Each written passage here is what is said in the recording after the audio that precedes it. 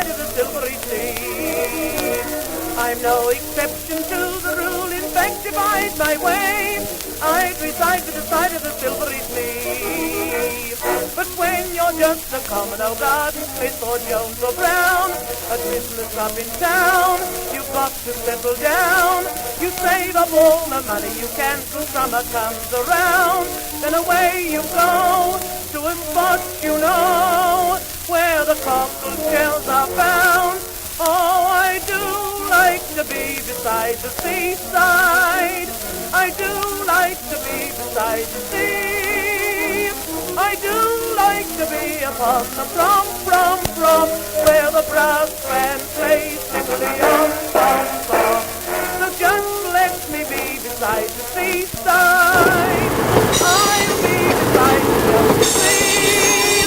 And it's not to go beside, I should like to be beside the seaside, beside the sea.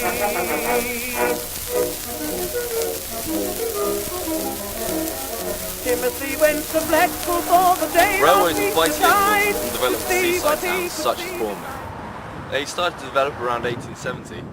This particular train station was built in 1885. Now, if you could just look behind me and imagine the thousands of people that would be rushing around this train station, trying to catch a train home or just arriving to enjoy a day by the seaside.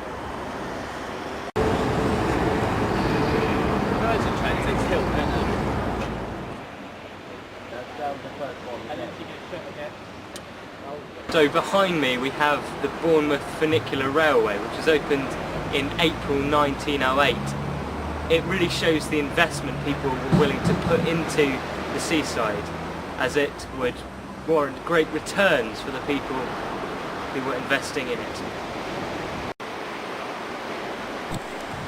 In the past, thousands of people went to the seaside for fun, and part of that fun was the pier.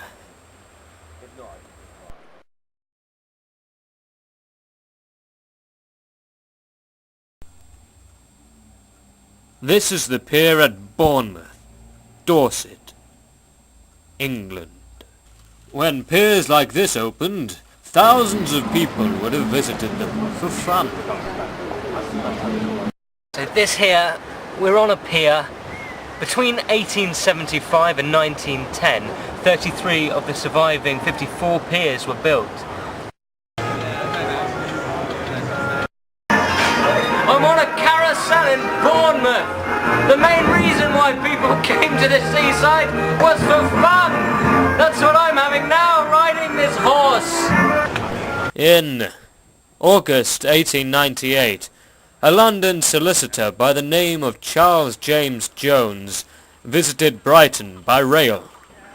He also went to the aquarium when it started to rain, where he watched the octopi and saw the seals fed.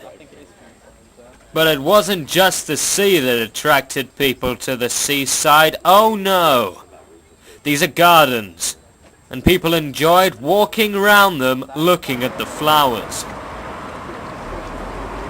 These gardens in Bournemouth were opened in the 1860s, but were renovated 20 years later, at the height of the seaside resort phenomenon. This is a church. So, religion. How does religion fit in with the Victorian seaside? Well, believe it or not, visits to the church were an important part of the weekend break.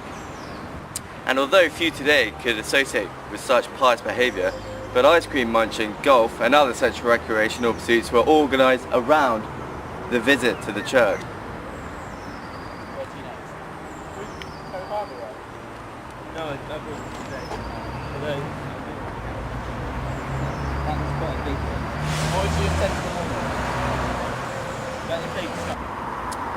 In fact, not only was it a necessity for places like Bournemouth to provide the visitors with religious facilities, local reverends claimed that these churches actually acted as a tourist attraction. People came down solely to visit the local churches. Religiously motivated holidays. Now there's a thought. So, what can we learn about the seaside in the period 1880 to 1914? Well, mainly, yes, people went to the seaside for fun.